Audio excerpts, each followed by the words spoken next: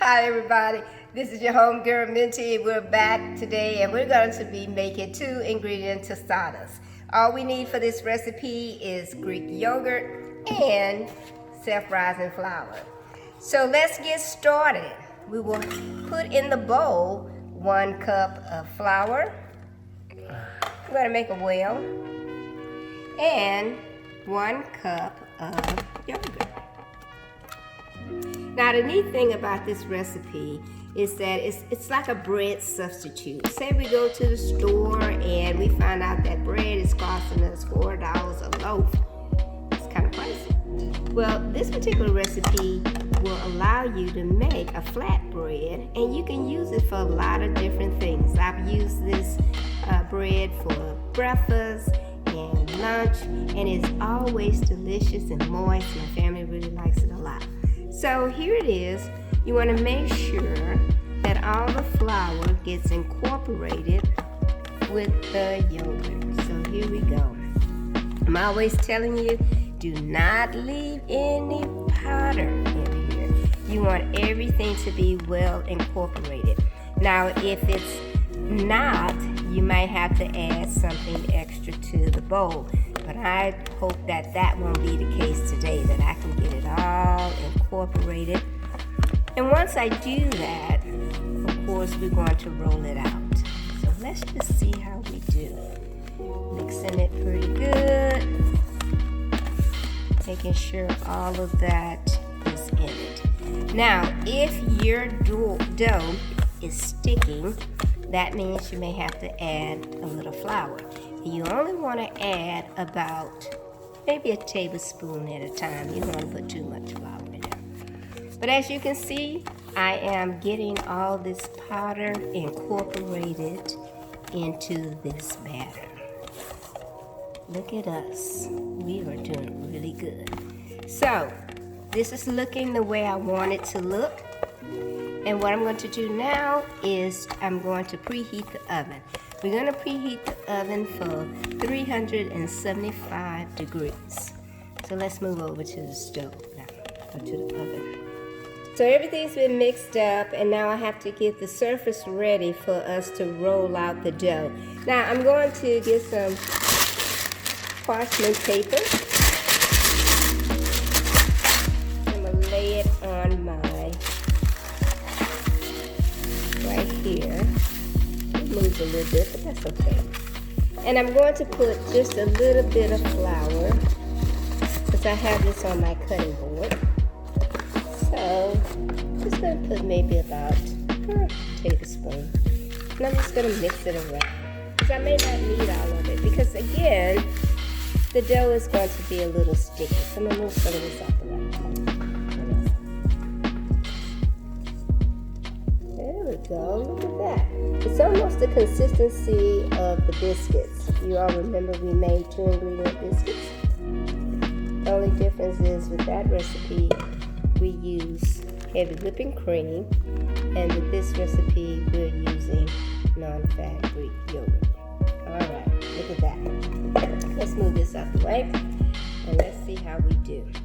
So, remember, when you roll it out, if it's real sticky, you're going to need to add a little bit more of this flour to it, because that's not what we want. We don't want this dough to be very sticky. Alright, so that's what I'm doing right now. I'm changing the consistency of it. Alright, look at that. Okay, I feel it becoming less and less sticky as we go.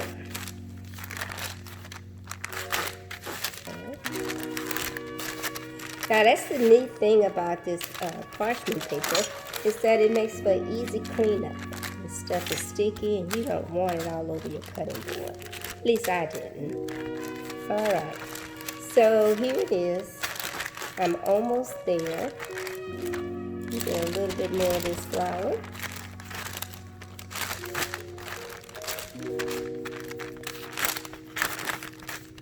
Okay. Let's see how I like it. Okay, it's almost there. Now, I'm going to divide this dough into, still see a little sticky. It's good for me to know that. I'm going to divide it into 4 segments. Alright, so move this out the way. And I'm going to just get a little bit more of the flour. Just thinking I'm needing a little bit more to roll things out with. Okay, put the rest of that here in case I need some more. So here, and here.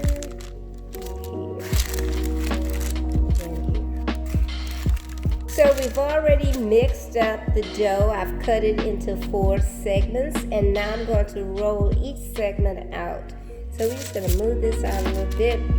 Put a little bit more flour in the middle. Spread it out.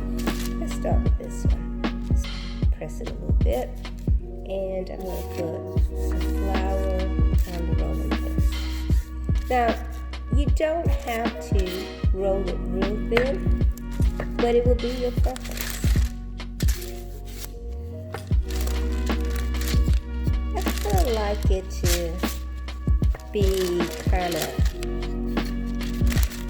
not so much round. I usually can't get it to that level. Now this is a good size in terms of an eating portion. So I'm going to take this and place it on the cookie sheet. Okay, let's do the next one.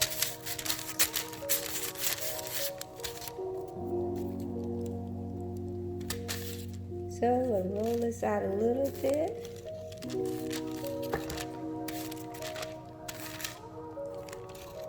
And see how it turns out.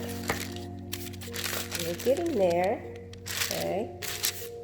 And there we go.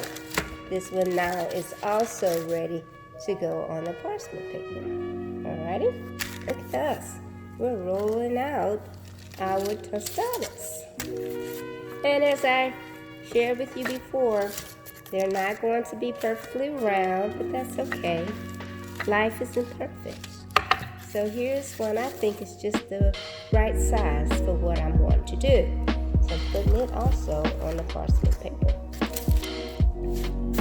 And this is our last one before we put it in the oven. It's going to bake at 375 degrees. And for about, I think it'll be about 18 minutes. But you want to watch your stove because it will be different from mine.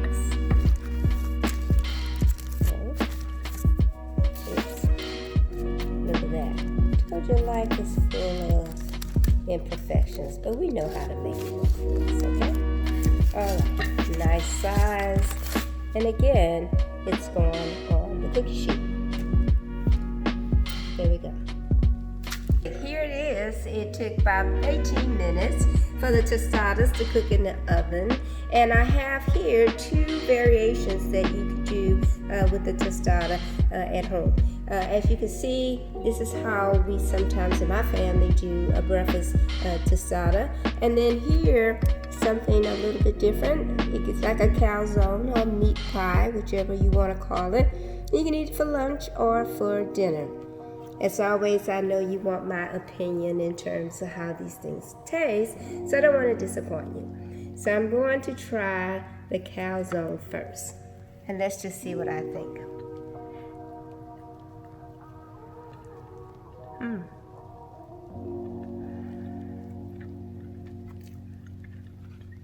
It's great. Basically all there is in there is some ground turkey and some cheddar cheese. Now you can do whatever you so desire to make it your own. I just wanted to give you the basics. And then with the breakfast, we have some avocado, some good healthy avocado at the bottom. It was mixed with a little bit of lemon juice and then drizzled some olive oil on top, and then you have your egg. Absolutely delicious. I hope you tried this particular recipe. Let me know how you think. Some of you have already reached out to me and told me you had a good time with some of the other recipes, and I believe this won't be any different. So thank you again for joining me for Pandemic Cooking. Bye-bye.